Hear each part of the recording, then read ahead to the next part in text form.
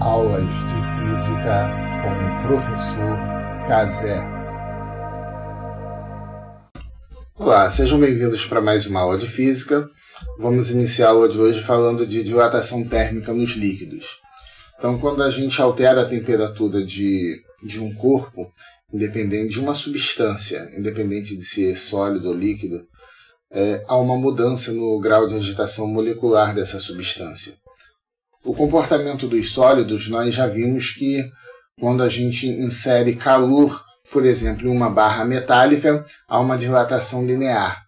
Quando você tem um bloco, por exemplo, em forma de paralelepípedo, e você insere calor ali, há uma dilatação nas suas moléculas, causando uma dilatação volumétrica. No caso dos líquidos, como o líquido não tem uma forma própria, não tem sentido falar em dilatação linear de líquidos, apenas volumétrica. Então, o líquido, a forma do líquido é a forma do recipiente no qual ele está inserido. Então, não tem sentido de falar em dilatação linear, apenas dilatação volumétrica, porque é o volume do líquido que vai se alterar. Para a gente compreender melhor, vamos supor aqui um recipiente. Dentro desse recipiente tem um líquido. Nós vamos inserir calor aqui, aquecendo esse líquido. Quando a gente aquece, naturalmente esse volume que está aqui, essa substância, as moléculas irão se dilatar. Isso aqui vai ter um pequeno acréscimo. Essa diferença aqui é a variação de volume da substância. E essa variação é uma variação aparente. Por que aparente? Porque, na verdade, quando você insere calor no recipiente, esse recipiente ele também se dilata. Então, houve uma alteração na capacidade desse recipiente. Então, a dilatação aparente, ela geralmente é menor do que a dilatação superficial, do que a dilatação real. Isto é, a dilatação real vai ser maior. Por que vai ser maior? Porque a gente pode considerar, para calcular a variação real, a gente tem que fazer o desconto dessa variação de volume do recipiente. Temos que considerar como se esse recipiente não tivesse dilatado.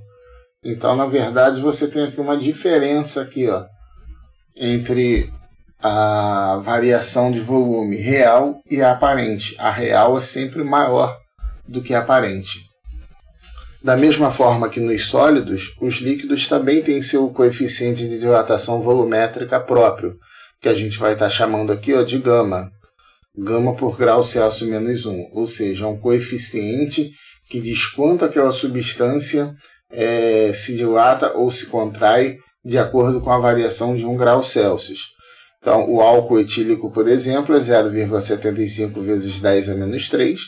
Notem que essa coluna aqui é sempre 10 a menos 3, o que altera é somente a mantisa aqui, só o número que acompanha a base 10. Então, o disulfeto de carbono é 1,2 vezes 10 a menos 3, glicerina 0,5 e assim por diante. Cada um tem um coeficiente de dilatação volumétrica próprio, cada substância. E do mesmo forma que nos sólidos, a variação de volume, representada por ΔV, é diretamente proporcional ao volume inicial, diretamente proporcional também à variação de temperatura, então multiplicado por ΔT, e diretamente proporcional ao seu coeficiente de dilatação volumétrica, que é chamado de gama, nesse caso aqui. Então, quando nós multiplicamos o volume inicial pela variação de temperatura e pelo gama, nós temos a variação de volume do líquido. A gente consegue constatar essa variação de volume, chamada de variação térmica, dilatação térmica, porque é uma dilatação por conta da variação de temperatura.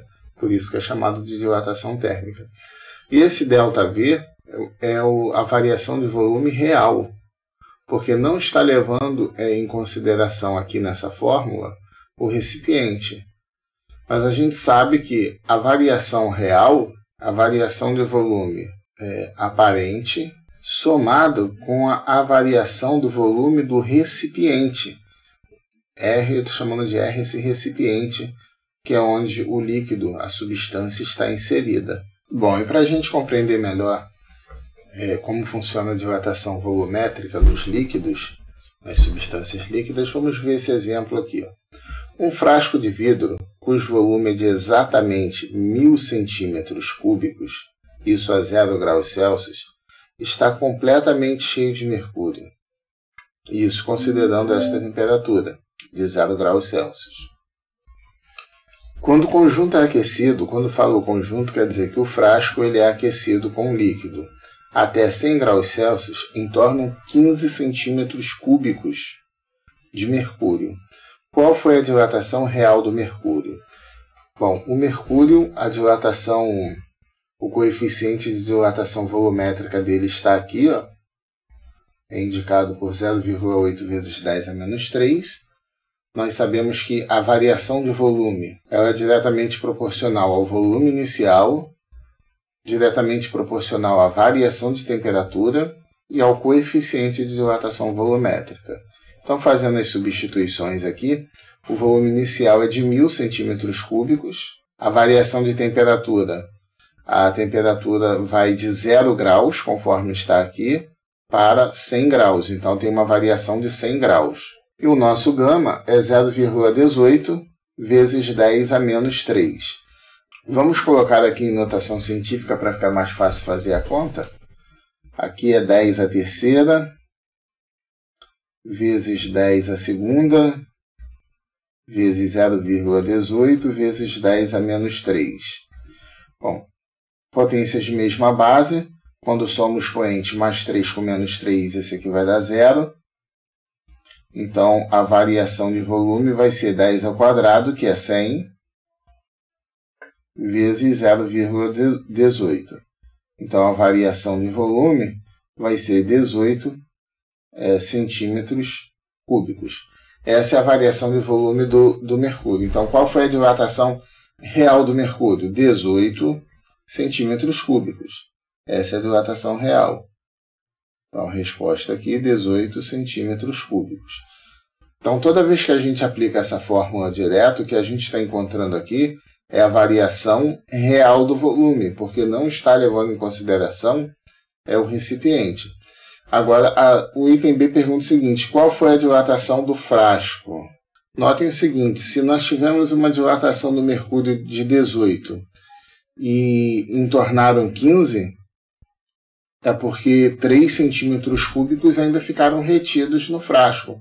Então, esse frasco teve uma dilatação de 3 centímetros cúbicos. Essa foi a dilatação do frasco. Outro modo de se perceber isso é o seguinte, é que a dilatação aparente é o que entornou, porque o frasco estava totalmente cheio. Então, como transbordou, essa quantidade de mercúrio que transbordou que nós chamamos de dilatação aparente. Então, a dilatação do frasco, nós já vimos que a dilatação real é a variação aparente mais a dilatação do volume do frasco, ou do recipiente. Vou botar F de frasco para diferenciar aqui do recipiente. Bom, o valor real nós já vimos, 18.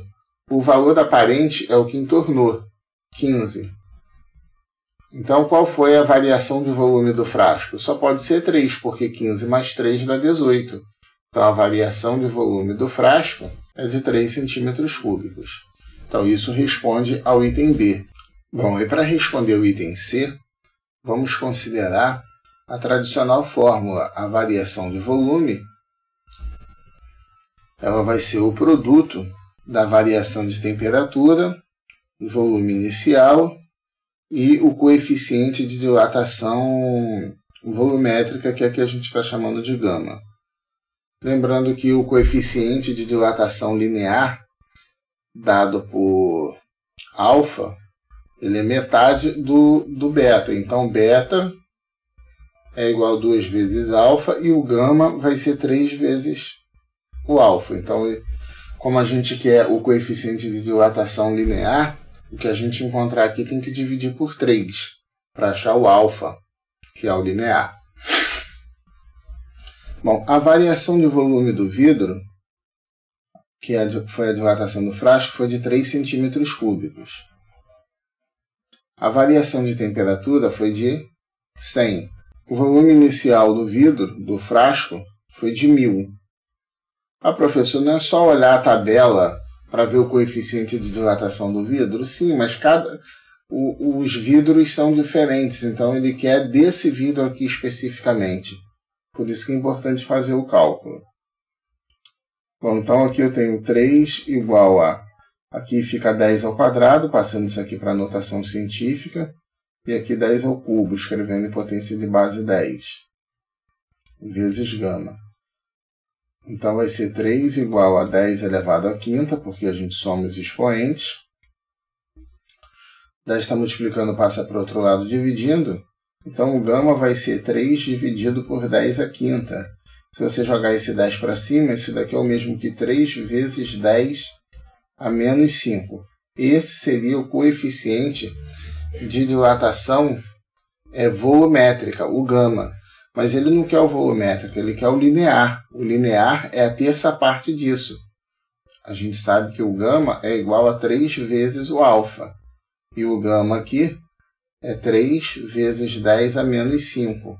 Isso é igual a 3 vezes o alfa. Então, o nosso alfa é igual a 10 a menos 5. Esse é o coeficiente de dilatação linear desse vidro especificamente. E como trata-se de coeficiente de dilatação, isso aqui é em graus Celsius a menos 1. Essa aqui é a nossa resposta.